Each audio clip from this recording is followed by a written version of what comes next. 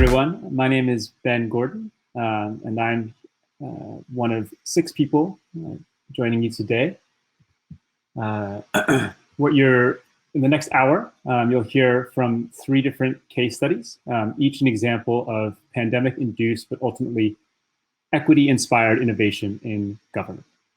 The work from this next group of speakers led to more inclusive engagement in Lancaster, Pennsylvania, decentralized models of community investment in New York City, and streamlined support to veterans across the country. We'll share our stories, tell you a bit about what we've learned and kind of what we have planned, and wrap up with some Q&A.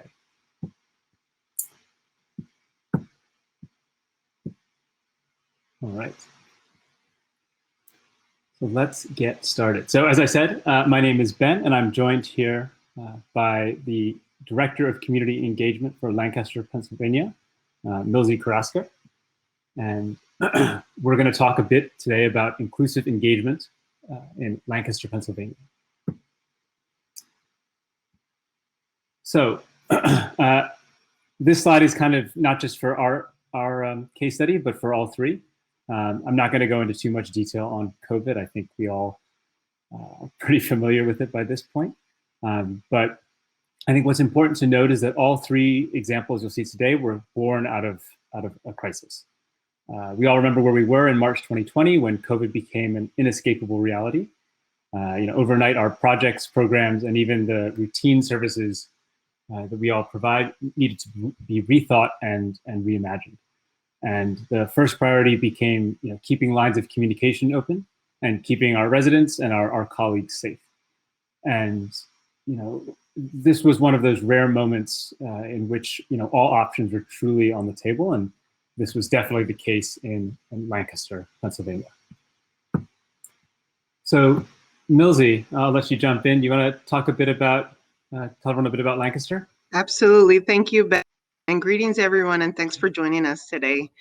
I want to share with you a little bit about the demographics of our wonderful city. And if you haven't visited us, I would, this is your official invitation to come visit Lancaster, PA. Our people, our residents, are approximately 60,000 residents here in the city. 40% are of Hispanic descent, and per capita, we are the most resettled city in the United States of refugee families. The history of our Department of Neighborhood Engagement: in 2018, we have a new mayor, Denise Sirachi, a new administration that really prioritized resident engagement and established a Department of Neighborhood Engagement, where I'm the director. And our department is located within the mayor's office. Our department was charged in prioritizing resident needs and increasing communications and trust. Some of the early gaps that we identified, there wasn't a significant language access plan. Remember, our residents, approximately 40% of them are of Hispanic descent. We didn't have a communications team. There was not an official centralized data process for community responses. How are we tracking the needs and concerns of our residents? And we didn't have a digital engagement presence. So March 13th, our city shut down, as many other cities did, and we quickly pivoted and ramped up communications and engagement. We ramped up language access. Our language access coordinator here, extraordinary work that she started to do, really tied in a lot of different partners working on language access. We built a communications team. So we pulled staff from various departments and created a communications team that was able to really identify creative ways for us to communicate with our residents. And we researched digital participation platforms that could provide. Our number 1 priority was easy, accessible tool that our residents could access. A tool that was easy for our project managers to launch information and project information, and a platform that can really gather specific engagement data. Who are we connecting to in our community, and where are we connecting to them? Ultimately, another key priority was the onboarding and the management of the platform. With limited staff capacity, it was really important for us to work with a partner that can help guide us through this work. We ended up selecting Citizen Lab as our public participation platform. provider, and we branded our online digital presence with Engage Lancaster. And Ben's going to go into, in the next slide, share more information about our digital engagement work here in the city of Lancaster. Thanks so much, Milsey. So, you know, as Milsey mentioned, Lancaster reached out to us in the summer of 2020, and they wanted to set up an online hub for community engagement and participatory decision making. The city needed an efficient and an effective way to listen, make sense of, and address, you know, these kind of the rapidly evolving needs of their community. And so, and thus Engage Lancaster was born. Now Lancaster residents and Milsey's team are using the same centralized hub for resident feedback. The first projects we focused on were a community priorities poll, which included a participatory budget and a handful of mobility and streets planning. But where things really got interesting came to the actual rollout and launch of the platform itself. So I don't think this should come as a surprise to most of you, but community engagement and participation are really human endeavors. You know, and at Citizen Lab, an acknowledgement of that, we pair each city with an engagement expert to think through the human-centered challenges of launching a platform like this. So that's everything from outreach plans to internal buy-in processes to, you know, any kind of local reality that may impact our work. And one of those local realities was, you know, in Lancaster was the existence of a digital divide. You know, there were certain percentages in our early talks with Milsey and her team. They kind of heard from the same voices, you know, the kind of the same loudest voices, and they weren't hearing from large portions of the community. And so, to kind of address that, we ran 3 projects in tandem. We ran community-led surveys, which, and by that I mean the community actually helped co-design the surveys. So they had a say in the content, the questions, how and when to implement them. We launched a series of PSAs in multiple languages on local radio, on local TV, as well as actually putting flyers up in neighborhoods where we were anticipating lower engagement. And these flyers had embedded, again, multiple languages. They had embedded QR codes, so residents would immediately take them to the platform. And the third kind of branch of this was you know, old school door knocking, in which we actually, you know, we met people where they were and went to different homes throughout the city of Lancaster, and actually would verbally ask surveys that we would then log into an iPad. And the end effect of this was you had content that, or feedback that had been captured via paper survey, via an iPad survey, via an online platform, and they all sat, you know, side by side on the platform itself. And here you can see some of the kind of early projects we had up and running. And so, you know, this was a totally Lancaster branded initiative, right? They had their own logo. Everything was in English and Spanish, and we had a couple kind of key projects up and running. And so, Milsey, do you want to talk a bit about a couple of these?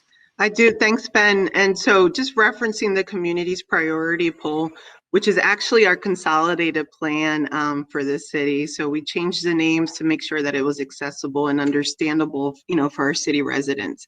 And for the government employees that are on this call that are managing HUD funds, I'm sure you understand. So historically, our community's priority poll, we held traditional engagement methods. So we would have a town hall meeting. Maybe 20 folks would show up to that to help decide $9 million of allocation into our community.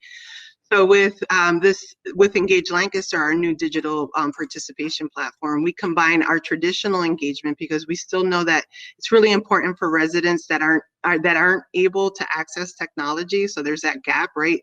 That traditional methods are still really important. And then we leverage our digital participation platform, and we were able to increase feedback to over now 300 responses on how we're going to allocate really critical funding for really critical organizations here in the city of Lancaster.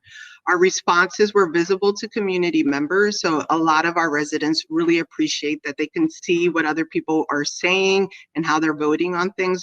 Tracking what geographic areas residents are engaged in on the project was really important for us. We wanted to make sure that there was equity in the way we were investing our dollars, and we wanted to hear from everyone.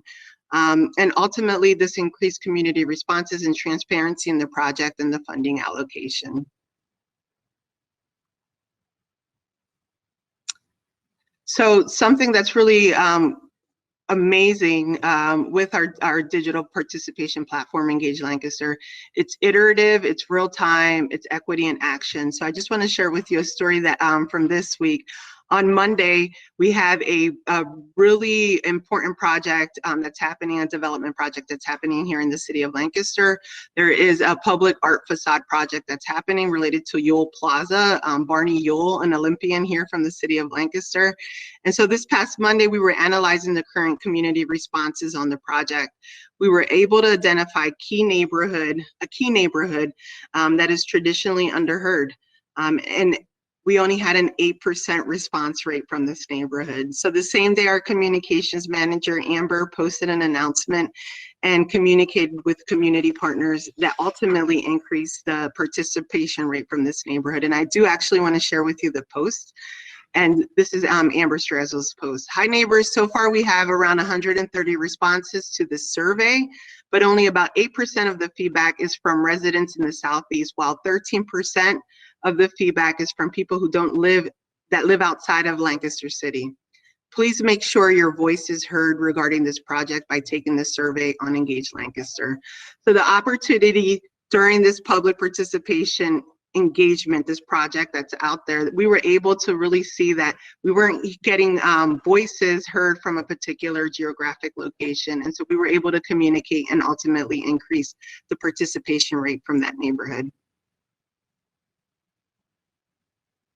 So the external and engagement is really important, but something that's been really interesting, it's improved the internal process. So externally, we've increased the number of participations that traditionally underrepresented communities. We've had really tough conversations, protesting this past summer. We had our chief of police for the city of Lancaster retire. So we actually used this platform to have listening sessions with our community that helped us identify key characteristics that they want to see in the new chief of police search. So we incorporated, resident responses into that. And we also had listening sessions related to just overall where we need to take our Lancaster City Police Department. So that happened externally, but what happened internally was really, it provided a framework for our project managers. We know that engagement and stakeholder and resident feedback is so important, and this process has provided a framework where we really actually have to think about timelines before we launch the project and identify our stakeholders that we need to reach. So it's given us this opportunity to really embed engagement and resident responses at the beginning of projects and identifying those stakeholders that we need to engage in our projects. Ultimately, we knew 3 years ago that engagement is important, and now we have this framework that really supports project managers and implementation of community engagement head-on. Yeah, so that's kind of a bit about where we've been so far, but in terms of kind of where we're going. We've had this initial success, and as a result, community organizations, local community organizations and nonprofits have been reaching out to Millsy and her team about using the platform as well. They too want to improve how they reach and engage the community, and in doing so, it makes the platform kind of even more local, more community focused. But the question is that we're now thinking about is, what role can these groups play in further driving inclusion and equity on the platform? And so one of the things that we're experimenting with is this idea of creating dedicated conversation spaces on the platform for specific communities within Lancaster. The idea is to create a more intimate and private space for communities to discuss the local issues that matter to them, and have those spaces be run and led by local community leaders. This is very much, we're really looking forward to the rest of 2021 and beyond. This is very much the start of our work together in Lancaster. What we're trying to do is it's a long-term process. We're trying to build trust and kind of build this culture of continuous local participation. But the good news is it is possible. It can be done, even during a pandemic. And we'll wrap up with a little bit of a shameless plug. So Milsey and I are going to be having this conversation, but really, kind of much more in the weeds in terms of actual tactics and strategies to reach using kind of offline and online engagement. We're going to be having a conversation about this time next week. And so I'll drop the link in the chat if any of you are interested, but it'd be great to see some of you there. And with that, we're going to pass this on to Ashley, Mari, and Sophie. See if I can handle this. Does that work? You got it? All right. Thank you very much, everyone. All right. Thanks, Ben and Milsey. Good day, everybody. Thanks for having us. So we're going to get into our second in-progress case study. My name is Mari Nakano, and I'm the design director of the Service Design Studio at the New York City Mayor's Office for Economic Opportunity.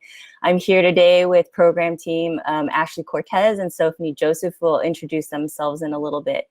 Today, we're going to talk about Design by Community, our fellowship and funding program that aims to support leaders and organizers in poverty-impacted communities to design and develop hyper-localized solutions that tackle problems that have been exacerbated by the pandemic. We've been co-designing this inaugural program in partnership with Take Root Justice, and our fellows for this cohort are all leaders who are NYC Housing Authority or NYCHA residents and tenant organizers, and we'll go into more detail about Take Root and NYCHA in our presentation. Next slide. Yeah, so before we jump into the fellowship, I just wanted to give you some quick context about our team and the city here. New York City is a city of about 8.6 million residents, and over half are in or near poverty, according to the annual New York City Government Poverty Measure Report, which our office puts out every year. I'll put a link in the chat in a little bit if you would like to read that report. The city is comprised of 300,000 public servants working across over 125 agencies and offices. And next slide. And our small team, 2 to 4 right now, is charged with providing community-centered service design support and solutions to city staff. And now, in this case, directly to communities via the guidance and support of community organizations like Take Root Justice. Next slide.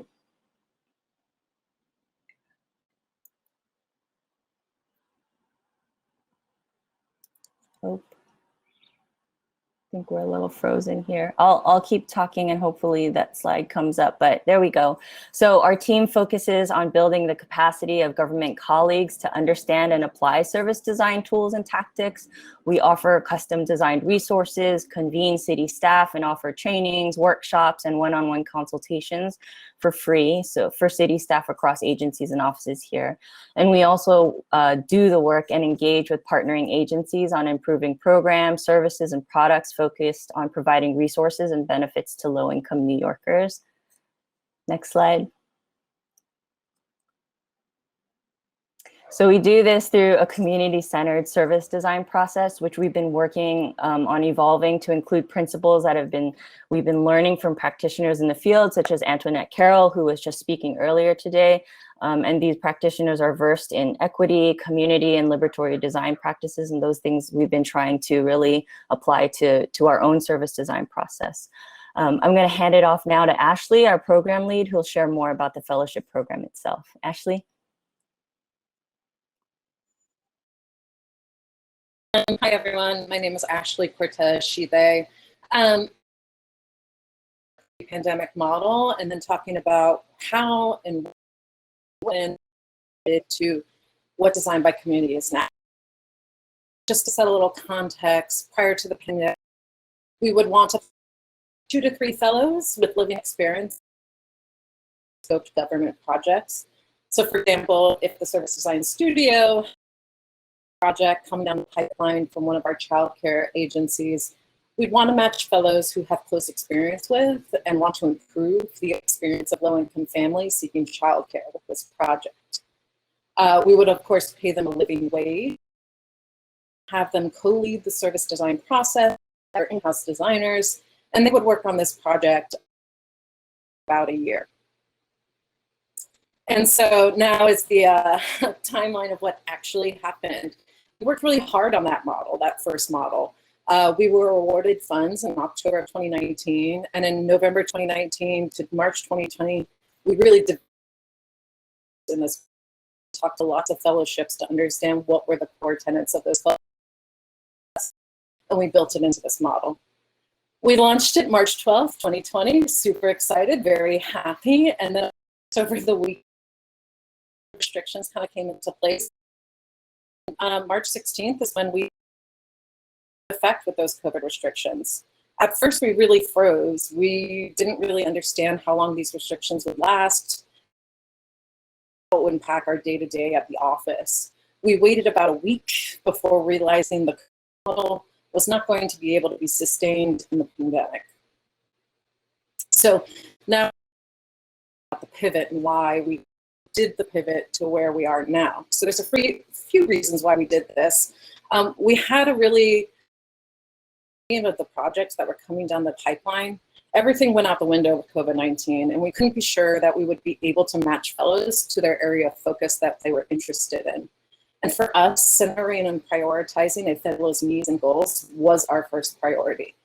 We also understood working remotely would have a lot of requirements for fellows to work at a fast pace alongside us. And given how hard COVID-19 in New York City and the influx of rapid response requests our team was handling, we weren't sure we would fully be able to support the fellows as great mentors.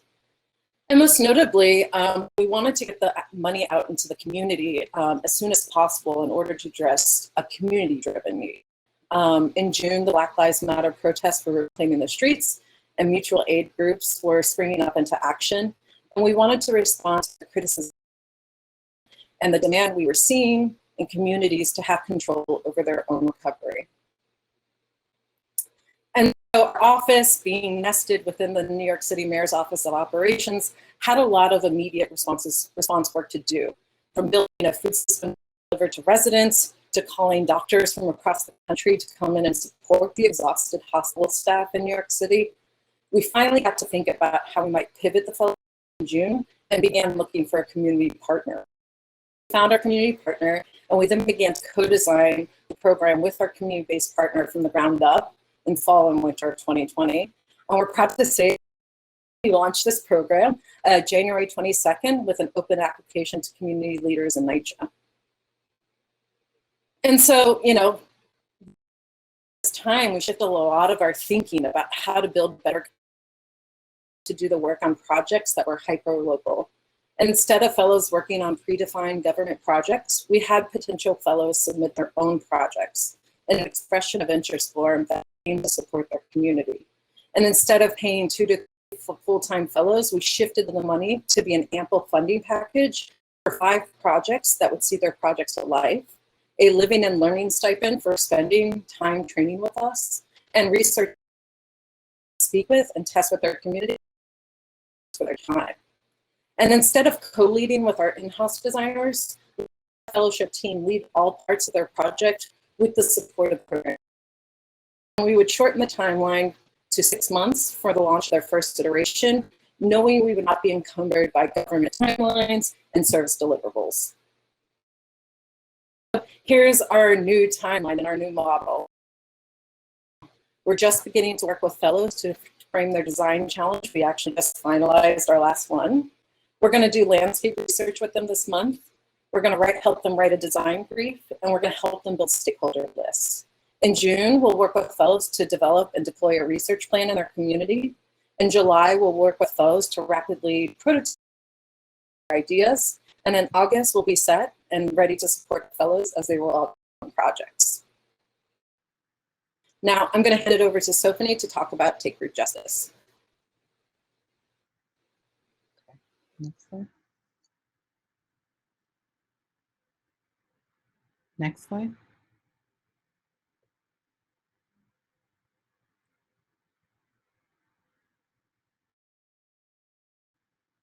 We're on slide now. Okay. The people who live and work in New York City must have a voice in the future of their neighborhoods. My name is Sophie Joseph. I'm a community planner and advocacy coordinator in the Equitable Neighborhoods practice area of Take Root Justice. Take Root works with grassroots. Take Root works with grassroots groups and organizations, neighborhood organizations, community coalitions, to help make sure that people of color, immigrants, and other low-income residents who've built our city are not pushed out in the name of progress. So we work together with our partners and our clients to just make sure that those in historically under-resourced areas have stable housing, jobs to make a good living, and other opportunities that they need to thrive, because they must have a voice in the future of our neighborhoods. And TRJ has a history of working closely with these leaders in our community. Next slide.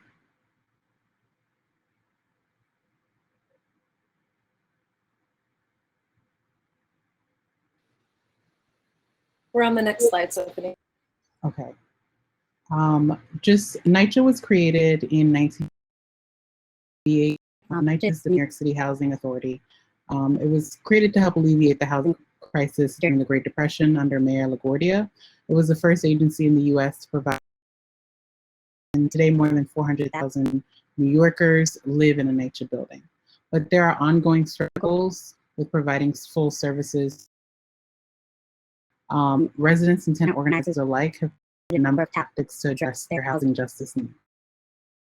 And 5 distinct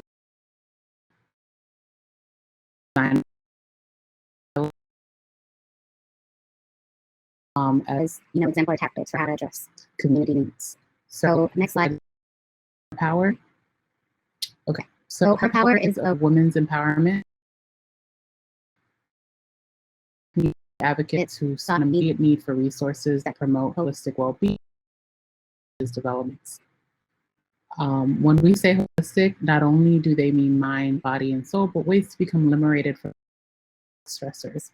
So through the engagement of, they hope to find ways to cope from trauma that they as women can move towards and community healing, but become empowered as leaders simultaneously. Our next group of fellows on the next slide represents the community action. This group of fellows are also resident activist members of the Empowerment Network.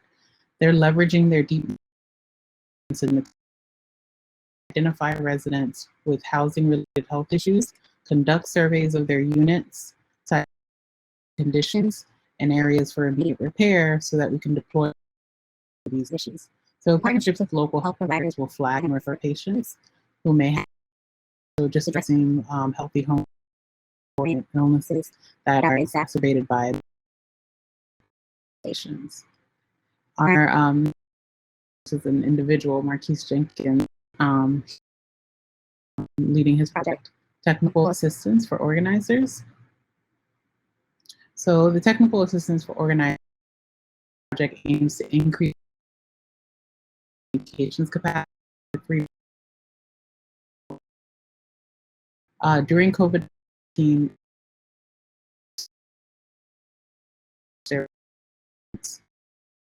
this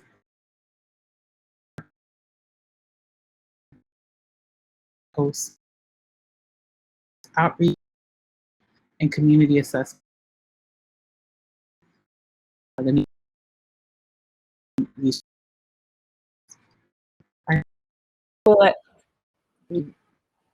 Yeah. Yeah, thanks everyone for bearing with all this slide lagging happening. But next one, two more projects. Rockaway on Beat here. Rockaway on Beat Fellows will offer a formal roller skating program to youth and adults residing in NYCHA developments on the Rockaways Peninsula. Participants will be given one-on-one instruction in on-beat roller skating techniques. This is so cool, and a personalized book to reinforce the skills that they learn. And our last one, the slide will pop up soon. It's called From Blocks to Beats. So From Blocks to Beats is a program that targets medium and high-risk young adults in a music mentoring program to be hosted at the Tompkins Community Center. Tompkins residents believe youth need positive role models and efficient programming based in self-expression, healing, and skills training to remain off the street. Tompkins houses youth report needing a safe space, vocation job training, mentorship, and a music program. I'll hand it off to Ashley.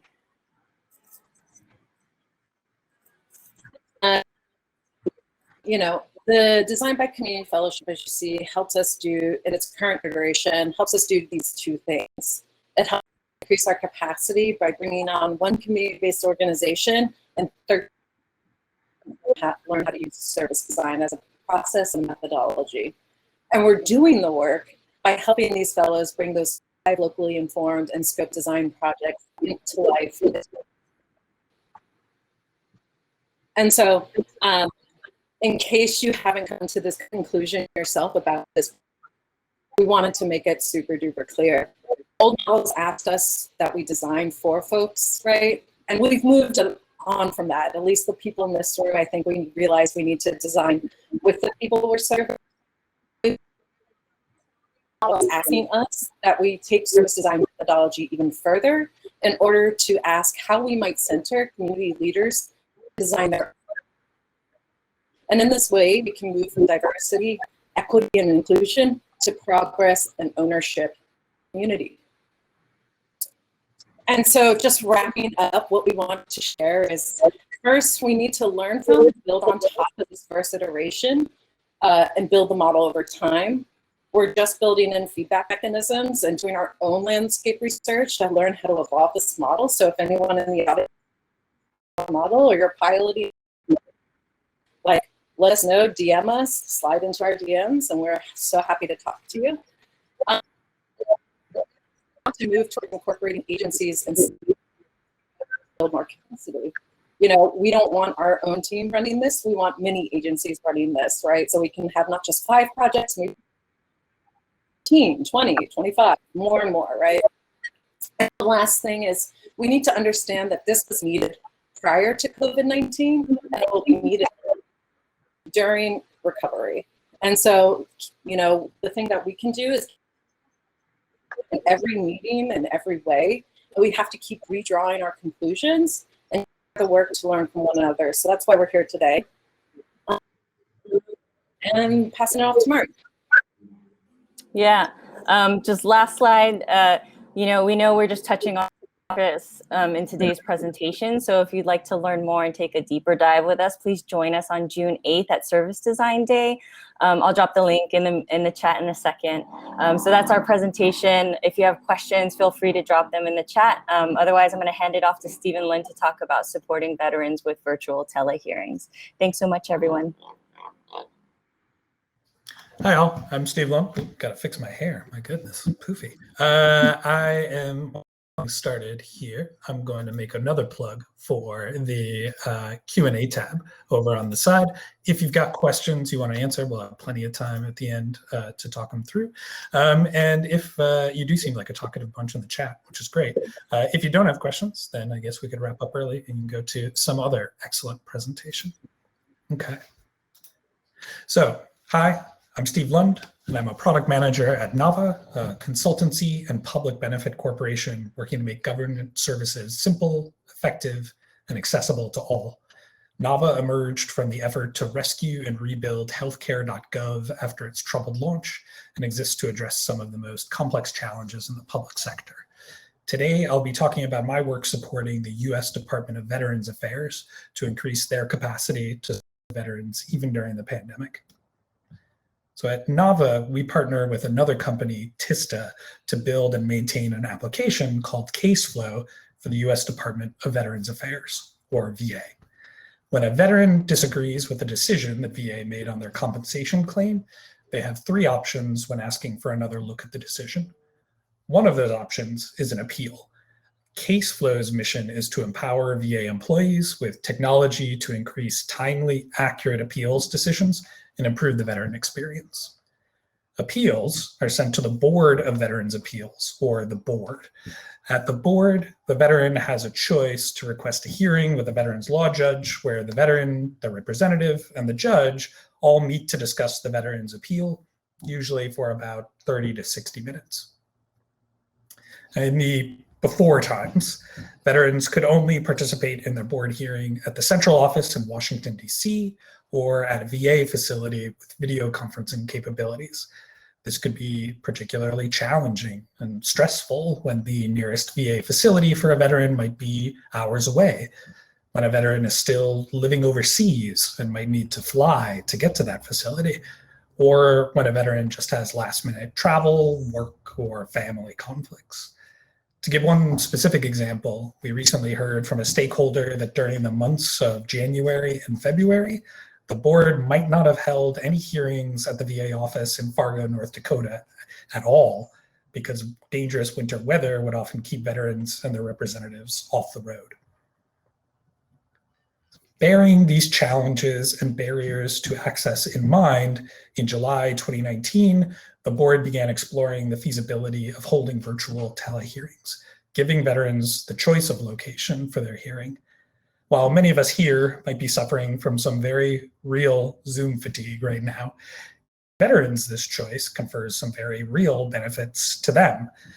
The most obvious benefit to veterans is improving access to hearings by removing the need to travel to a VA facility.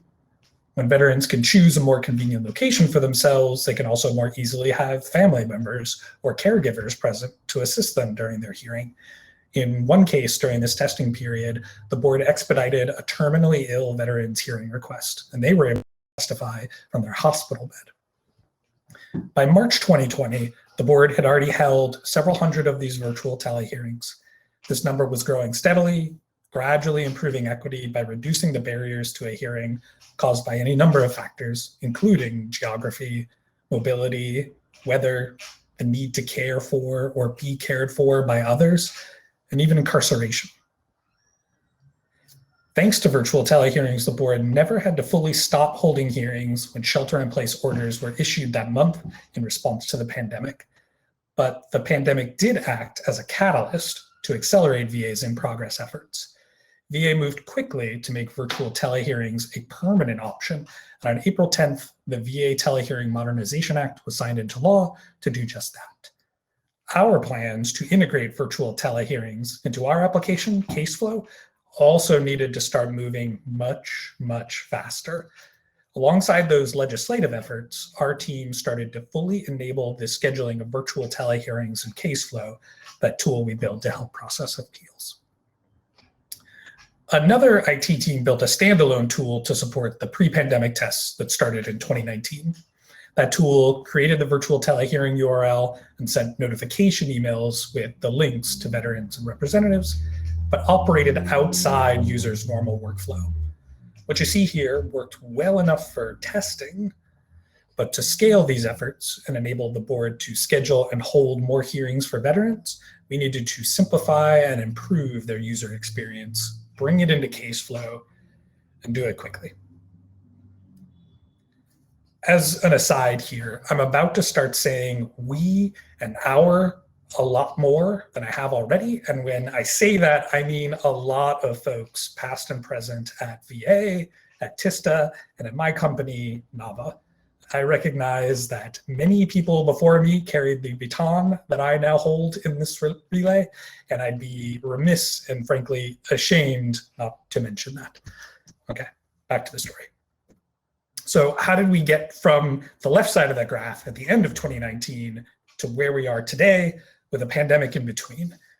The team made a strategic choice to focus first on converting existing in-person hearings into hearings.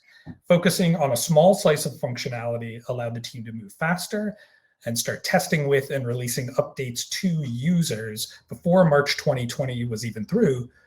Although, to be honest, is March 2020 through yet? I'm not entirely sure, but figuring that out day by day.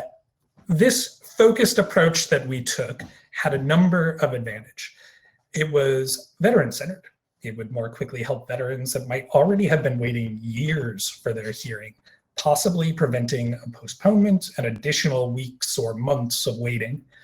It was the smallest scope that was both feasible and valuable. It limited the amount of user interface that needed to change at first, meaning we could release faster. It handled multiple use cases. Board staff could continue scheduling hearings by first scheduling as if the hearing was going to be in person, then immediately converting them to add the virtual component. The approach allowed us to handle both use cases, conversion and scheduling for the first time. Finally, it introduced the concept of virtual tele-hearings to the application, which would lay down tracks to enable future development. Using the new features we added, coordinators were able to convert 25% of previously scheduled hearings to virtual tele-hearings by June, and that rate rose to 50% by September. The board held more than 4,300 virtual tele-hearings from the beginning of COVID operations through September 2020. While not every veteran was willing or able to convert to a virtual tele-hearing, we helped many keep their scheduled hearings during those months.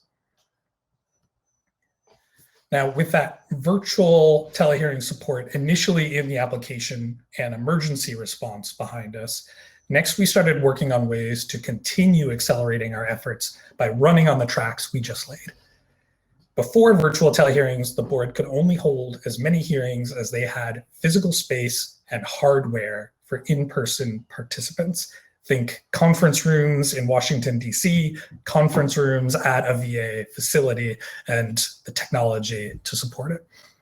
Since 95% of hearings during COVID operations included a virtual component, the board realized that they could increase their capacity to hold hearings without being so limited by those same constraints. Our initial work with conversion introduced the concept of hearings into our application and provided the foundations and integrations we needed to keep propelling the work forward and take advantage of the opportunities of focus on virtual tele-hearings provided. So those tracks now laid, we were able to expand in multiple directions and build features to convert more in-person hearing requests to virtual before scheduling, building up a queue, to schedule appeals directly to virtual tele-hearings instead of converting later, saving time and effort, to convert virtual tele-hearing requests from separate queues divided by their closest into a single national queue that served all veterans. And we removed constraints so the board could build virtual tele-pockets without being limited by space and hardware requirements, adding flexibility that allowed them to create more capacity and fill that capacity with veterans from across the country. As a result, we supported the board's 50% capacity this year and has held over 50,000 virtual tele-hearings to date. That brings us to today, where there's still work to be done. Not every veteran is going to be willing or able to participate in their hearing virtually. According to an FCC report from May 2019, 21% of veterans do not have mobile broadband coverage, and approximately 15% of households with veterans do not have paid connections to the internet in their homes. Even with help from family members, or there are still going to be veterans out there who won't be served by virtual tele-hearings. You may have noticed that we didn't have a % conversion rate in those first few months of pandemic response. One reason behind that, even if a veteran does have the technology and support they need, they might still want to have their voice heard in person. And that's their right. They need to meet veterans where they are. As more VA facilities reopen in the coming months and more in-person hearings resume, we're continuing to partner to serve all veterans. We're looking to maintain the momentum we built as we emerge from the pandemic. As part of integrating and expanding virtual tele-hearings into Caseflow, we started sending confirmation and reminder emails about hearings directly to veterans and their for the first time. Previously, communications were only happening by paper mail, and getting that paper mail rising challenge as a lot of offices are closed and representatives are finding it harder to get that notification. So we're looking to extend the confirmation and reminder emails to veterans with in-person hearings in the coming months, in addition to restarting text message reminders, all of which will help them make sure that they're prepared and present for their hearing. We're also looking at ways to help veterans and their representatives opt into virtual hearings and take advantage of the operational flexibility and additional capacity the board has built and continues to grow, all of which is in service of the board's mission to deliver timely decisions to veterans. So summing up, we went from emergency response to sustained success in 3 steps. We started by moving fast with focus, concentrating on a small slice of functionality to respond quickly and lay the tracks for future development. Next, we kept running on the tracks we laid, using the initial work to propel our efforts forward in multiple directions and help more of our users. Now we're maintaining that momentum, extending what we've built and what we've learned to help all our users, even those that aren't willing or able to participate in virtual tele-hearings. Unfortunately, it has been the case that veterans might wait years after filing their appeal before receiving a decision. And together, we're working towards a future where that time could be better measured in months and getting closer all the time. So that's the end of my presentation. Wrapping up here, 3 projects we discussed today were all very different in their details, but as we shared with each other in preparing for today, we heard some common takeaways emerge. We heard that technology alone isn't enough. Success was driven and people, whether it was folks knocking on doors in Lancaster, the community organizations and resident leaders and organizers in New York, or the employees of the board that are on the phone with veterans and their representatives all the time to make virtual tele-hearings work. We heard that sustaining our success will mean keeping what worked during the expanding our efforts offline and in person again as we begin to emerge from that social distancing, blending online and offline spaces for engagement in Lancaster, more collaboration and community-sourced efforts following their successful model in New York, and supporting veterans that want or need in-person options again moving forward. And lastly, community engagement is imperative to the success of a project. It is our duty to continue to challenge the status quo of what we define as engagement and inclusion. Challenging the status quo can mean bringing your full self and values to work, speaking up in a meeting, and making sure to dedicate time and resources to build community engagement methodologies in order to move the needle towards an equitable government. So again, on behalf of all my co-presenters, thank you so much for choosing our presentation and spending just short of an hour here with us. We do have some time here for Q&A. So I'm going to stop sharing my screen. Check out that Q&A. All right. Let's see if anyone voted on anything. Tina, Ooh, yes. I see Tina's question of, is the community funded by New York City government or by an outside funder? Love this model. Thank you, Tina.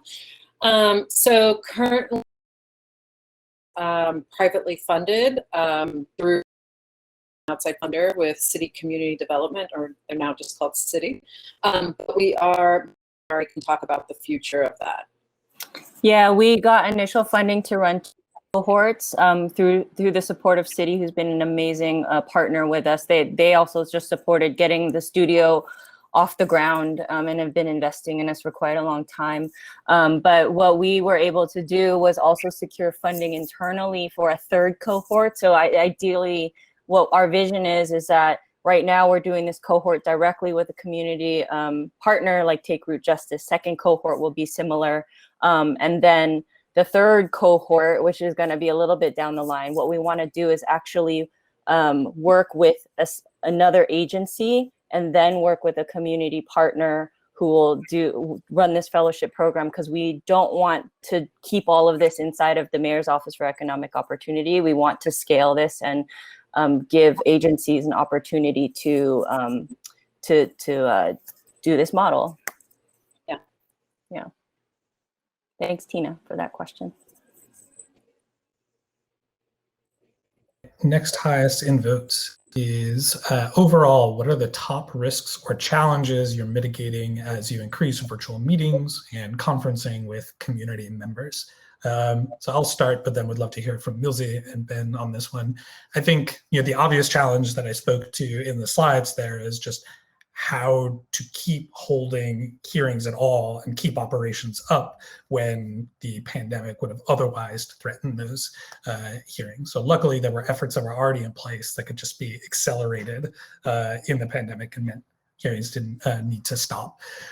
But what we're seeing today, and I think I alluded to a little bit at the end, are the challenges of how continue getting folks to know that there's an option available to reach folks during a pandemic when you have very disparate ways in which you need to communicate them with veterans and representatives that we need to reach. And the representatives are a really key part of making sure hearing is successful in general, and that a veteran is prepared for the hearing and can attend. There to that communication, and that's only going to continue in the future. So I think continuing to drive understanding that this is an option, get as many folks on board as possible and communicate to them through as many channels as we have, and then realize that it's not enough, that it's not for everybody. We don't get to say, this has worked great. This has built up capacity. So now this is our only option. So the challenge then of how to pivot back to making sure that we're reaching everyone, how much of what we've learned can we extend and give out to veterans that we need to serve there. I think those are the challenges that I see that we're seeing before and moving forward. Milsey, Ben, do you have any perspective to share? Thank you so much, Steve, and agree with pretty much everything that you've shared. I think for us, especially since we're so heavily focused on grassroots community engagement, we have a lot of community advisory boards that would typically come in here to City Hall. And so the work needs to continue. We really needed to ramp up, making sure that our community advisory boards have technology. And so if we're really being equitable, do folks have internet at their home? Are we providing technology? They're subject matter experts in their community, and we're, including them in. How are we really supporting them? The second challenge that we ran into was also training. We went back to training how to use an iPad, for some of our community members that are not familiar with technology. So within our department, we established a process as well for technology and training folks in the community. And so then the third part of that was really, again, referencing our demographics here in the city. 40% folks Hispanic descent, a large population of individuals that are resettled, that are refugees here. Language access was key. And so really developing a process on virtual meetings, we really simplified the language, we simplified the process. Depending on who's our audience, we developed a process on maybe we're not using chat or polling, that's just too much. It's a conversation, who's going to be tracking that? So we adapted to what our audience was, and we incorporated a process to make sure that there was interpreters on the call. And so that was something that we were able to do fairly quickly. It was a challenge, but we were able to identify some of those challenges and come up with solutions. The second part that I want to talk about, and just broadly as you're thinking about community and technology and how we're moving forward and that equity into that work, is our community advisory boards are now in the evenings. Folks are working 2 jobs, they're coming home, they have children. We schedule the meetings during our working hours. It's 5 o'clock, 5:30, 6 o'clock in the evening. And so we have parents that are coming home, want to support community work, and then have a family that they have to feed. So we've gone to the extent to actually providing dinner during this time and making sure that people are comfortable in their homes. So technology, language access, and even breaking bread, with folks in our community.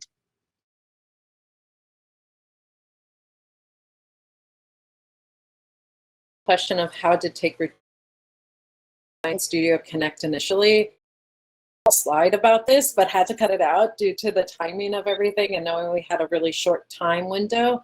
But just very, very high level, we realized that connections to community in order for this program to be successful, right? level. We're not doing, we have very little lens on like who the community leaders are. And so we did a landscape review of organizations that really, they would be good thought partners in this program, because in this program, root justice, and say, this is the program model that we're going to do, and this is how we're going to do it. We actually like code them. And so we built this. And so for us, it was really important. We did a landscape review of organizations, found out which ones kind of aligned with our value systems as us, as service designers, as Mari, as me. What were our values that we really wanted to uphold?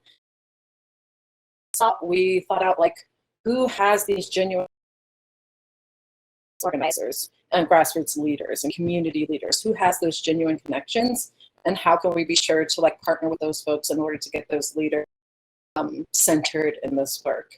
Sophie, I don't know if you have any, but maybe I would love to hear your answer or successful ways to challenge, especially when power dynamics are at play.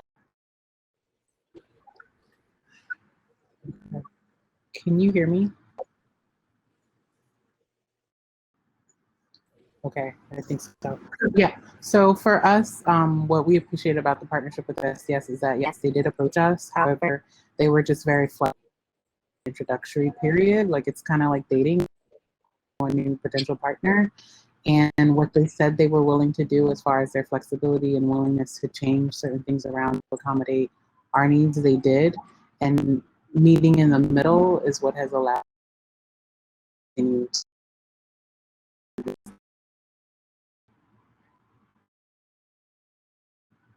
wanted to add that, you know, one of our principles for working together with Take Root, which is pulled from the Black Space Manifesto, is moving at the speed of trust.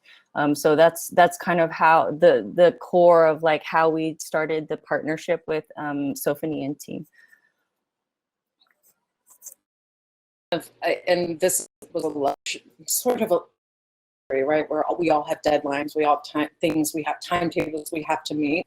But since this was such a pivot and we didn't know what was going to happen with it, we allowed ourselves to create that timeline that was comfortable for both of us to feel comfortable in its progress. So yes, trust is like was essential to this. Yeah, and maybe because since we dated in the beginning, what was it about the service design studio that you liked? Why did you listen to us initially? It's that you did what you said you would do. You came to us with an idea, but you said you were flexible, and you actually were flexible, and we ended up mutually kind of revising, I guess, the core description. It wasn't major changes, but even so many people want to partner with you, but they don't want to actually partner with our values and practice. And so that was refreshing.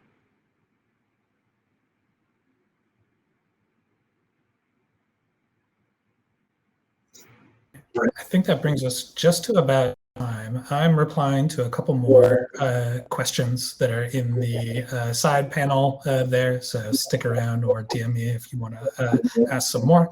I'm going to try and share my screen one more time here to